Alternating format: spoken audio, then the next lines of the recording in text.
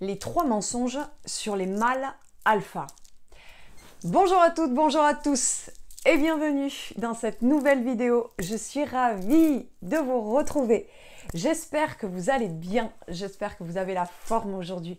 Alors pour ceux qui ne me connaissent pas, bienvenue sur ma chaîne. Je suis Mélanie, je suis coach en développement personnel et experte en hypersensibilité pour vous aider à transformer cette sensibilité en super pouvoir pour que vous puissiez devenir, comme j'aime le dire, le super-héros de votre vie, c'est-à-dire une personne confiante en elle, épanouie, inspirante, mais surtout qui s'aime avant tout pour elle-même. Et aujourd'hui, dans cette nouvelle vidéo, je vais vous partager les 3 mensonges, ce que l'on entend en fait, et jusqu'à aujourd'hui encore, les mâles alpha, ce qui pourrait caractériser le mâle alpha, et qui pour moi aujourd'hui, j'ai une autre vision des choses, et c'est ce que je voudrais partager avec vous aujourd'hui. Avant tout, petite information, là depuis quelques vidéos, je ne tourne mes vidéos pas avec mon appareil habituel et c'est le cas encore aujourd'hui. Et en fait, non, je n'ai pas de, alors je ne sais pas comment on dit vraiment, strabisme. En bref, je n'ai pas de problème oculaire, d'accord, mais c'est que j'essaie de rechercher en même temps que je vous parle le viseur en fait, où vous avez l'impression que je vous regarde dans les yeux lorsque je me filme. C'est parce qu'il y a un viseur, mais ce viseur, il est tout dans le noir. Donc j'identifie à peu près où est-ce qu'il est, mais je ne sais pas spécifiquement sur cet appareil où il est. Voilà pourquoi, depuis quelques vidéos, j'ai peut-être un petit peu de mal, mais rien de plus. Voilà, on ferme la parenthèse et on va rentrer dans le vif du sujet. Allez, c'est parti. La première clé que je voudrais vous transmettre, sur ce que dans le cadre conceptuel jusqu'à encore aujourd'hui, ce que l'on peut dire des mâles alpha, le premier mensonge pour moi, c'est que l'alpha est égal, en gros, en caricaturant dans leur cadre conceptuel, à la performance en fait. C'est-à-dire qu'il serait reconnu, le mâle alpha, la première caractéristique, donc qui le caractériserait, ce serait par seulement 2 voies, 2 possibilités. La première, ça serait par son statut professionnel. Il est reconnu par ses pairs, il réussit dans sa carrière, il est performant dans sa carrière, ok? Et le deuxième, ce serait par le travail, travailler sur lui, que ce soit aussi au niveau sportif, qu'il soit performant, qu'il devienne une meilleure version de lui-même, etc. Et tout ceci, en fait, c'est la performance. On revient, en fait, mon problème, et pour moi, on agite encore vos peurs, vos illusions, et tout ceci alimente ce que j'appelle la masculinité toxique. C'est-à-dire de s'enfermer dans le matérialisme, le superficiel, et que votre personne est jugée, on jauge et on juge sa valeur à ses résultats. Et jusqu'à aujourd'hui, on était enfermé là-dedans et ça vous enfermait, ça vous rendait très malheureux. Parce que c'est pas du tout nourrissant à l'intérieur, parce qu'on ne peut pas se comparer, parce que chacun a apporté sa singularité, sa spécificité, on n'a pas tous les mêmes forces, les mêmes faiblesses. C'est un non-sens, mais on agite encore vos peurs de si tu tentes des choses dans ta vie, tu dois les réussir, avoir cette pression, c'est la masculinité toxique. Alors moi, là où je serais, pour moi, maintenant je vais vous apporter ma vision, puisque je suis plutôt visionnaire, j'ai une façon différente de voir les choses. C'est que pour moi, ce qui caractérise, en répondant à cette caractéristique, ce qui caractérise l'alpha, ce n'est pas le viseur à mettre sur la performance, mais c'est sur la personnalité, sur la personne. C'est là-dessus qu'est un alpha pour moi, qui est caractérisé par être un alpha. Est-ce que c'est un dominant, une personne affirmée? Est-ce qu'il a des tripes? Est-ce que c'est quelqu'un de courageux, qui tente? Tu peux échouer, mais tu te relèves. Alors, il faut choisir ses combats intelligemment ensuite. Mais cette vidéo, elle va être beaucoup trop longue, donc je passe à la deuxième clé. Allez, la deuxième clé que je voudrais vous transmettre, mais avant tout, si ce n'est pas déjà fait, je vous invite à cliquer sur le rectangle rouge « S'abonner ». Également, mettez-moi un petit pouce bleu et partagez cette vidéo en signe que vous appréciez le contenu de cette vidéo. La deuxième clé, c'est que dans le cadre conceptuel de ce qu'on entend jusqu'à aujourd'hui, c'est que l'alpha contrôle ses émotions. Le mâle alpha, dans ce cadre-là, ils expliquent en gros que c'est un homme stoïque, un homme qui contrôle ses émotions. Versus les hommes bêta. Donc, je vous invite à aller voir ma précédente vidéo, je vous la raccroche en barre d'informations sur les femmes bêta, si vous ne savez pas ce que c'est. Les bêta, il y a des hommes et des femmes bêta. Donc, peu importe si c'est sur les femmes, parce que c'est pareil pour les hommes. Les alphas, il y a les hommes et les femmes, c'est pareil aussi. Ok? Donc, je vous invite à regarder cette vidéo si vous ne savez pas ce que c'est des hommes bêta. Versus donc les hommes bêta qui seraient en gros des hommes qui surréagissent surtout, qui sont super impulsifs à toutes les informations qu'ils consomment, qui sont dans les tweets, dans les haters, qui sont dans l'émotivité constante, à surréagir constamment, à être impulsifs. Et là, dans ce cadre conceptuel toujours, on les appelle les soumis, les subis, les victimes. Donc, comme vous l'entendez, pour moi, maintenant, dans ma vision des choses, ces mots, ces propos sont très dévalorisants, sont très violents. Donc déjà, en ça, je ne suis pas du tout d'accord. Et j'affirme ma position clairement. Ça, c'est dégrader une personne. Et en ça, déjà, je me positionne fermement. Je ne suis pas du tout d'accord là-dessus. Pour moi,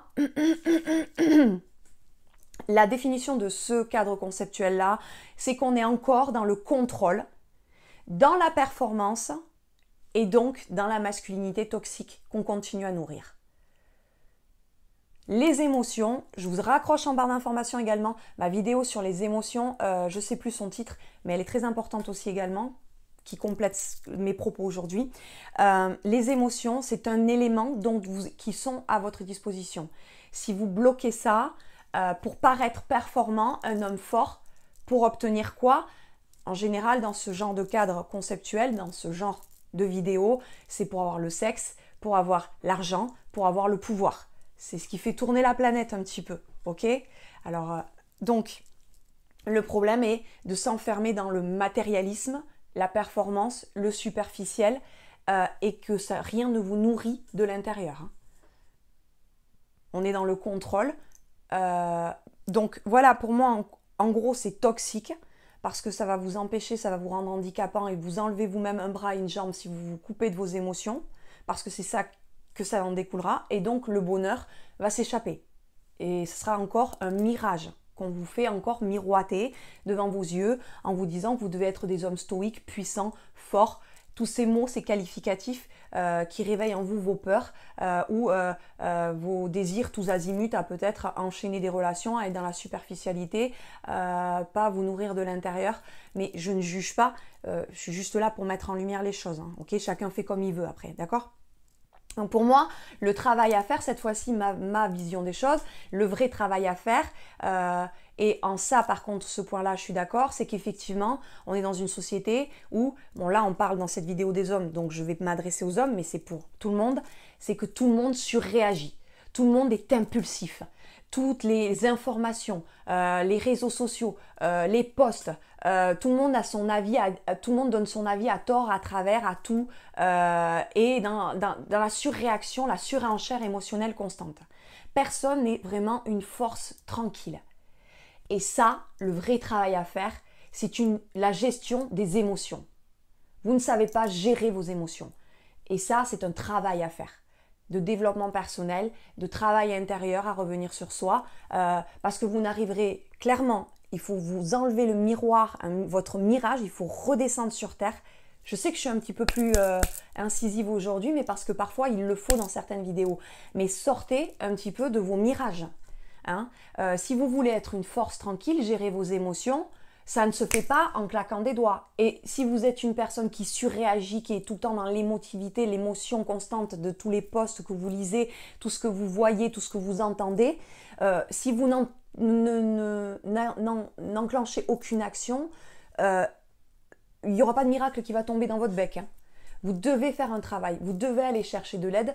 Et ça, c'est ce que j'ai fait pour moi. Et il n'y a pas de miracle. Il y a des professionnels compétents qui savent parfaitement ce qu'ils font et qui peuvent apporter ça. Mais je ne vais pas plus loin parce que cette vidéo, elle dépasse vraiment beaucoup. Donc dans ces cas-là, si vous souhaitez un bilan personnalisé à votre situation, dans ces cas-là, je vous invite à remplir un sondage. Le lien est en description et je vous offrirai un bilan personnalisé à votre situation. La troisième et dernière clé, et celle-ci, c'est pas dans le titre, j'ai marqué les 3 mensonges sur le mal alpha. En fait, la dernière clé, ce n'est pas un mensonge. Je suis plutôt d'accord sur cette définition, donc c'est plutôt l'inverse. Donc la troisième clé, ça sera que les mâles alpha sont caractérisés dans ces cadres conceptuels, dans ce genre de vidéo. Ils se remettent toujours en question. Et là, en ce sens, oui, je suis d'accord, je me positionne, je suis d'accord sur cet avis-là. Pour moi, les alphas, ce sont des personnes qui sont coachables. Ce sont des personnes qui sont dans l'apprentissage, qui sont formables. Ce sont des personnes qui sont toujours prêtes à être formées, à apprendre, peu importe la personne qu'ils ont en face. Et contre toute attente, en fait, les personnes intelligentes savent qu'elles ne savent rien, ou qu'elles ne savent pas, plutôt. On ne peut rien apprendre à un vase rempli. Donc, les personnes qui savent tout, sur tout, vous ne leur apprendrez rien. Ce sont des personnes qui resteront à stagner dans leur vase. Voilà. Et dans ce genre de vidéo, alors là par contre je resterai mitigée, voilà, parce que je ne veux pas de caricature, mais dans ce genre de vidéo, ils disent que versus les bêtas sont des personnalités qui savent toujours tout sur tout. Ils ne se remettent pas en question, ce sont des vases pleins, ils ont toujours un avis sur tout. Typiquement ce qu'on voit avec le coronavirus, tout le monde a son avis sur tout, à tort et à travers, tout le monde donne son avis. Alors évidemment, je ne fais pas culpabiliser, j'ai déjà donné mon avis et je n'aurais pas dû. On peut tous faire des erreurs, ça s'appelle des essais-erreurs. Le tout, c'est de choisir ses combats avec intelligence et se dire, ok, je retire un enseignement, j'ai fait ça, ça n'a pas marché pour moi et pour la personne en face, je fais différemment. Échec, je me relève, etc. Voilà, donc je vous répète les 3 clés que je vous ai transmises dans cette vidéo. La première, c'est que le premier mensonge pour moi de la caractéristique dans ce genre de vidéo, ce cadre conceptuel, c'est qu'il serait reconnu seulement par 2 pôles, qui serait le statut professionnel ou le travail, de toujours être performant en fait dans une meilleure version d'eux-mêmes, à l'américaine, devenir toujours plus fort dans le sport, de toujours travailler sur eux, c'est-à-dire en gros la performance. Hein, toujours dans cette pression de la masculinité toxique. La deuxième clé, c'est que le contrôle des émotions, le mâle alpha serait caractérisé par le contrôle des émotions. Ce sont des hommes stoïques. Là, encore une fois, pour moi, c'est le deuxième mensonge. Et le troisième, et là, à l'inverse, je suis d'accord, c'est que les mâles alpha ou les alphas sont généralement des personnalités qui sont coachables, qui sont formables, qui se remettent toujours en question. Ce sont des personnes qui apprennent toujours dans la vie, peu importe l'âge auquel ils ont. Bref, voilà. J'espère que vous avez apprécié cette vidéo. Si vous souhaitez voir plus de contenu, plus de conseils au quotidien, dans ces cas-là, je vous invite à aller voir cette vidéo.